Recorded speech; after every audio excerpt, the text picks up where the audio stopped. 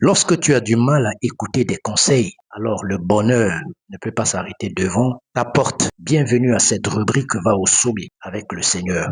Nous sommes en train d'aller petit à petit pour entrer dans cette nouvelle année. Et aujourd'hui, nous voulons voir la clé 17. Préparer son cœur. Préparer son cœur. Bien-aimé dans le Seigneur, à l'approche de la nouvelle année, il est essentiel de préparer notre cœur. Proverbe 4, verset 23 nous dit, « Garde ton cœur plus que toute autre chose, car de lui viennent les sources de la vie. » Le cœur est le centre de notre vie spirituelle et ce qui s'y trouve détermine la direction de notre existence. Le cœur influence nos émotions, nos pensées et nos décisions.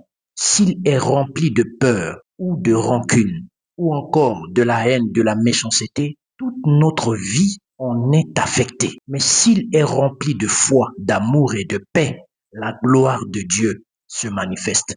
Préparer son cœur, c'est le purifier des blessures et des offenses, choisir de pardonner et laisser Dieu guérir ce qui est brisé. C'est aussi le protéger des influences négatives et des distractions qui éloignent de sa présence. Enfin, c'est le nourrir chaque jour de la parole de Dieu ou par la parole de Dieu. Comme un jardin, le cœur doit être cultivé.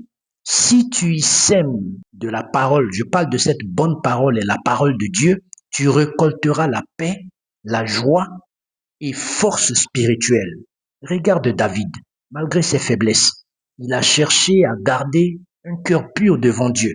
Et c'est ce qui l'a rendu un homme selon le cœur de Dieu. Veille sur ton cœur et prépare-le pour que la nouvelle année soit une source de vie et de bénédiction. Ne laisse pas la peur ou la rancune dominer ou bien dominer ton cœur, mais remplis-le de foi et de paix. Souviens-toi, de ton cœur jaillissent les sources de la vie. Si tu le gardes avec soin, Dieu dirigera ton année vers la victoire et la bénédiction. Seigneur, j'aimerais prier avec une personne qui a du mal à pardonner, qui a du mal à laisser les choses tomber, qui a du mal, Père éternel, à faire la paix avec elle-même. Parce qu'en gardant des gens dans son cœur, en ayant un cœur meurtri, Père éternel, c'est difficile, Père éternel, d'obtenir même le pardon de ta part. Mais je prie que tu libères une personne et tu accordes une grâce particulière à une personne afin que le cœur de cette personne soit libéré pour que ta faveur puisse descendre sur cette personne. Nous te rendons toute la gloire au nom de Jésus. Amen. Seul Jésus nous suffit. Shalom.